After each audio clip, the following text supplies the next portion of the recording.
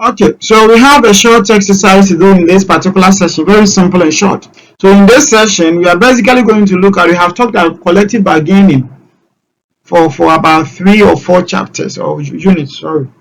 So there's a time for us to be able to at least know or read or get the benefit of this collective bargaining exercise that we have been talking about all this while. So without even diving or going into the slides or whatever, we should be able to, based on our discussion so far, we should be able to stipulate or state or highlight some of the benefits of this collective bargaining exercise. So that is what this particular session says to achieve. So we should be able to list and explain some benefits of collective bargaining, answer some pertinent questions on collective bargaining, explain some issues that underpin collective bargaining. Now, the benefit of collective bargaining: employees covered by the negotiated and signed collective bargaining agreement often have better working. So at the end of every collective bargaining, or the exercise of the collective bargaining helps employees to be able to have a good working condition. Because you have already discussed that one of the things that is being discussed during the collective bargaining agenda is to ensure that workers have good working conditions. The policy of the collective bargaining puts pressure on both sides to act in good faith regarding the employment.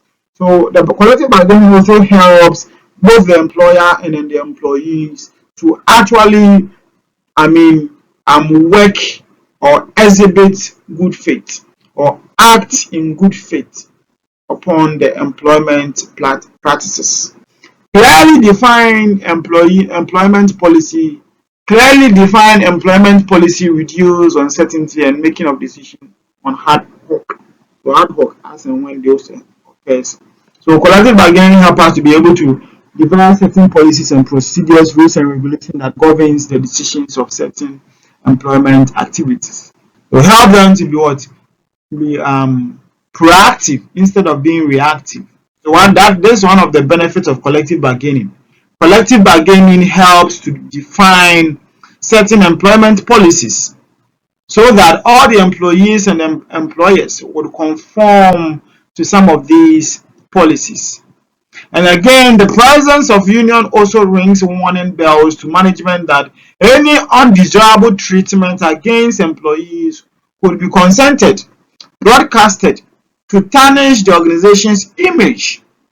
So one of the benefits of collective bargaining is that it brings into form or it rings certain bells not only in the minds of the employers, but again, both parties involved, that for whatever reason, if an employee of an employer is treated unfairly, the outcome or that particular situation will be broadcasted and it will go against the image of the organization, and if the employee is the one who also did that, it will go against that particular employee's name. So these are some of the benefits of collective bargaining. So when we collectively ensure certain agreement, it actually spells out some of these benefits. And again, we can even also say that one of the benefits of collective bargaining is that it ensures productivity, or it promotes or enhances productivity. So we can talk about numerous benefits as far as collective bargaining is concerned. There are some questions relating to the validity of negotiation.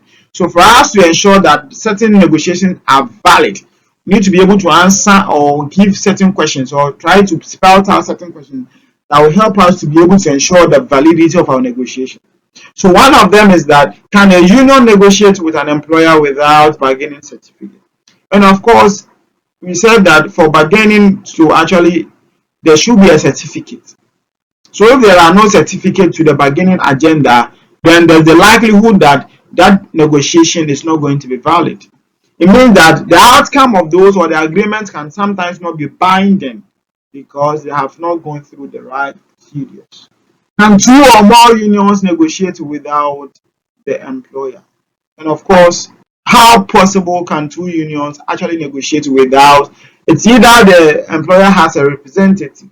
So if you have 2 unions are going to negotiate, you are not going to negotiate to who?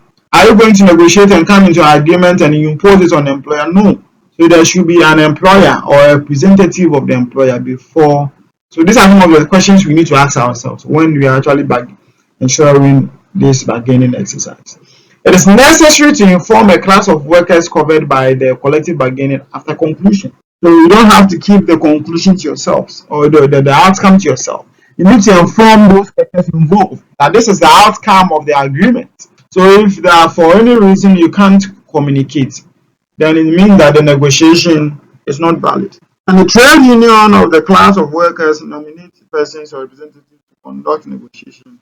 Of course, they can do that.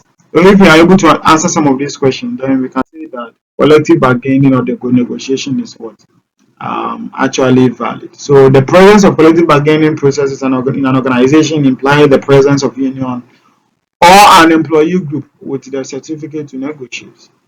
And this comes with many benefits, and we have established that most of these are in the interest of employees who belong to union and have their conditions negotiated. Some negotiated related discussions or questions have also been alluded to. Thank you very much.